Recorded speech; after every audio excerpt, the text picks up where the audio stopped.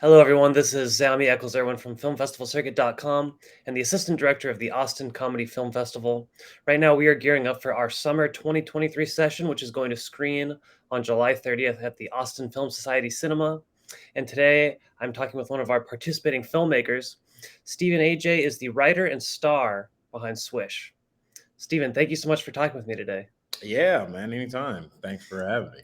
So, Swish is a super funny short, and it's got great writing, great characters. What inspired you to make this story? I just kind of wanted to make something silly.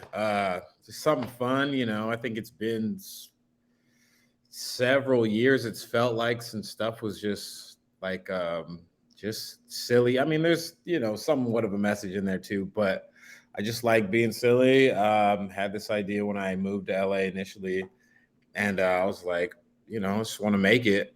And yeah, so I started writing it back then. Well, a little bit after then, and then wanted to make it before COVID, and then COVID, obviously. And yeah, just kind of decided to afterwards, and just kind of went for it. Okay, cool. Yeah. Um, I'm curious, did you always have it in mind that you would play the lead role in this? Um, Partially, yeah. Okay. I partially thought so, but I wasn't 100% sure because I wanted to go. Initially, I was thinking about even trying to direct it too, but then I Mm, was like, maybe let someone who's directed more stuff totally. take take it in their hands. But then after a while, I was just like, nah, this is kind of me. And then I just kind of got it into it. Was like, yeah, I might as well write it and make it more, more me and kind of showcase myself a little bit more in a different way. Totally. Well, what's that process like, writing for a character that you're destined to play? Are you bringing in a lot of your own personal style? And one thing that's really striking about the main character is that he's got this wit that is, his answer to conflict. Is that something that you wrote specifically for the character? Is that something that was a little bit of you coming out? What was that like? Yeah, a little bit of both. It is Okay. a little bit of me. I don't do it directly in conflict anymore as we got Okay. older. But with my friends, like, some kind of, I'm a comic first also. So Okay. kind of with joking around and teasing, and like, I'll just kind of go there and just and I'll just kind of stay on it. And sometimes been known to go a little far. uh, but yeah, so yeah, I brought some of that into the character. Totally. Yeah. So one thing I'm curious is there's a nice ensemble cast in Swish, and there's a lot of very funny actors in that. What Mhm. was that on-set dynamic like? It seems like it was fun, but was it stressful? Was it easy going? What was the process like? Oh man, it was a lot of fun. It was Okay. a lot of fun. All the actors are cool. All the people we cast. And yeah, it was pretty good.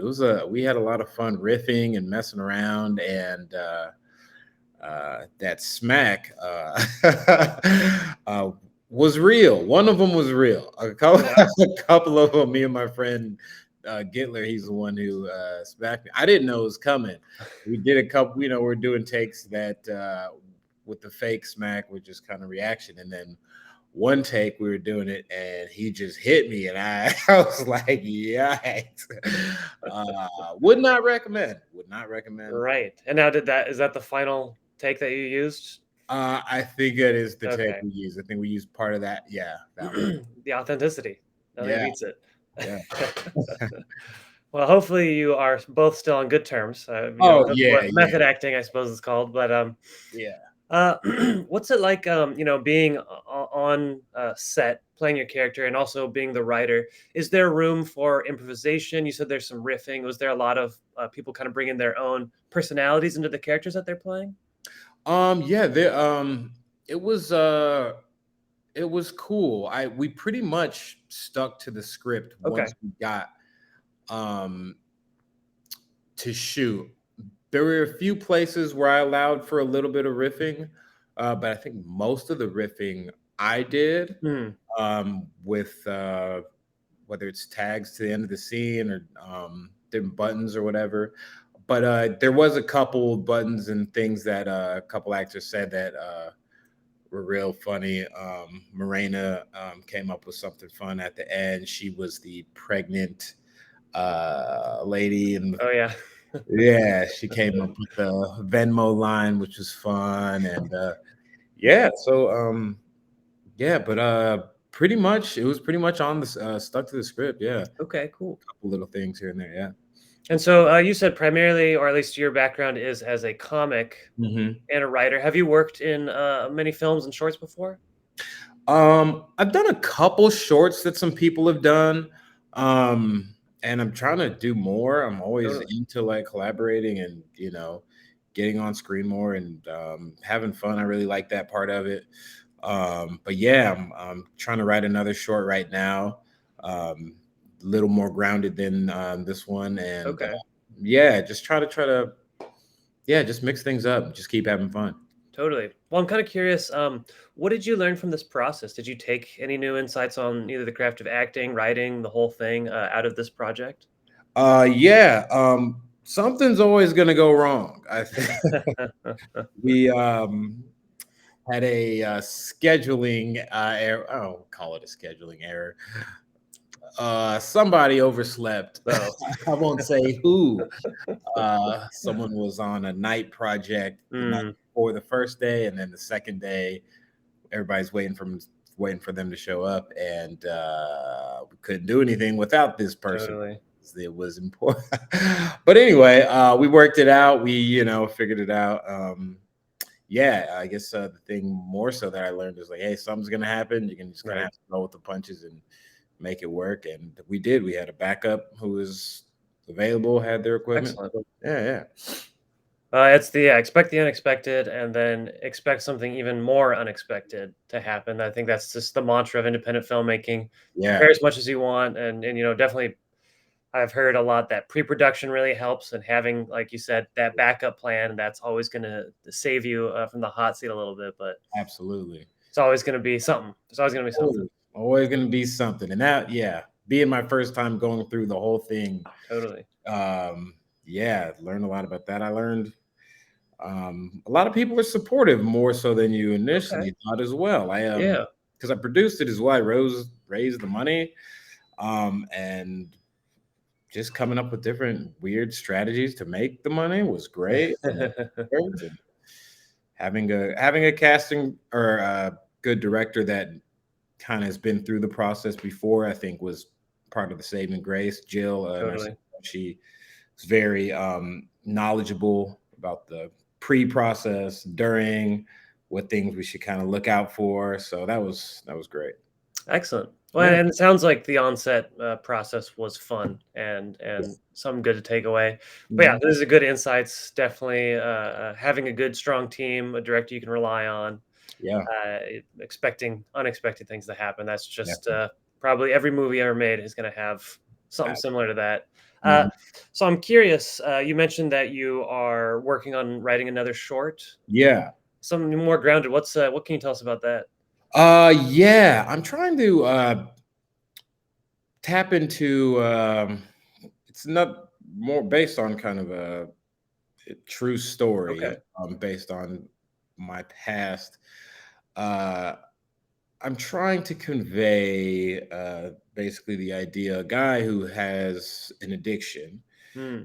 and basically a sexual addiction, and how he reveals it came to fruition, or how he learns about it is through a therapeutic process called MDMA therapy. Hmm. I don't know if you know anything about it. There's a lot Not a of whole lot, but it sounds yeah, interesting. yeah, there it's in like the third stages of trials for Okay. what do you call it, FDA. Right. And Okay. yeah, what they've found is in with people with traumatic past or any PTSD or anything, that doing therapy under the influence of MDMA is beneficial with like your like different synapses firing, and like Okay. basically unlocking the door so that you can process whatever trauma so that it Right, doesn't okay. need you anymore. And yeah, I went through this experience and it was wild. And I had never done MDMA before. And so that was also wild. And Right, wow. Yeah, and so trusting all of that process and going through all that, and then like being able to unlock all that stuff, and so yeah, it's I guess someone, yeah, somewhere someone has to do with suffering and trying to um come to realize where that comes from, and like kind of that whole process. So yeah, I haven't nailed down exactly how I'm gonna put the pieces together, Mm, but yeah, I've just been playing with different pages and turning totally. things around and writing different styles of stories to see what's going to be the best to convey the messages. Yeah. Well, that's fascinating. That's cool. Not only that you can work through something that's a personal story of your own and put it out there. This is, I mean, cutting edge stuff that people don't know about, Right. and you could be shining light on something that'll be really revolutionary. Definitely.